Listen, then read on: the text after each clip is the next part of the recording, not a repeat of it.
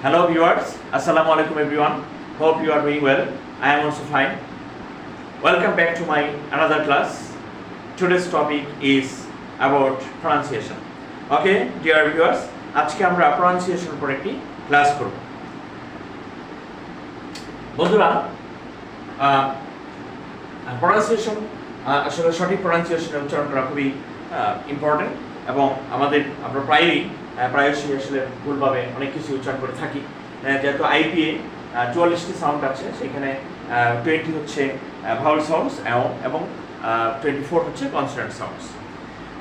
তার মধ্যে আজকে আমরা যে সাউন্ডটি নিয়ে আলোচনা করব সেটা হচ্ছে কোনো ওয়ার্ডের শেষে যদি এ ওয়াই থাকে, সেই ক্ষেত্রে তার উচ্চারণ হবে এই, অর্থাৎ শেষে ই উচ্চারিত হবে।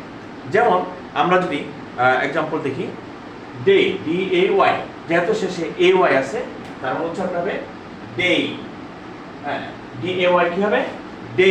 আমরা হয়তো বলি ডে, কিন্তু না, সঠিক উচ্চারণ হবে day. P A Y pay, S A Y say, L A Y lay, M A Y may, holiday, yesterday, display, today, bay. তো এইভাবে আমরা এ ওয়াই যদি থাকে কোনো ওয়ার্ডের শেষে, তাহলে এই উচ্চারণ করব। ওকে, যদি 7 days নেম, আমরা এখন 7 দিনের নামগুলো কিভাবে উচ্চারিত হয় সেটা আমরা দেখব। ওকে, যেমন Saturday, Saturday, Saturday.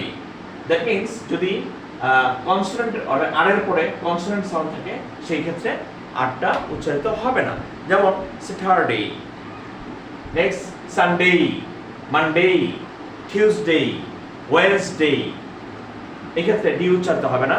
Wednesday, Thursday, আর উচ্চারিত হবে না, যেহেতু আর এর পরে কি আছে? এস আছে, consonant sound. Thursday and Friday. এই ক্ষেত্রে আরটা উচ্চারিত হবে, কারণ আর এর পরে কি আছে? ভাওয়েল সাউন্ড আছে। অর্থাৎ আর এর পরে যেহেতু ভাওয়েল সাউন্ড, সেই ক্ষেত্রে অবশ্যই আর উচ্চারিত হবে ফ্রাইডে।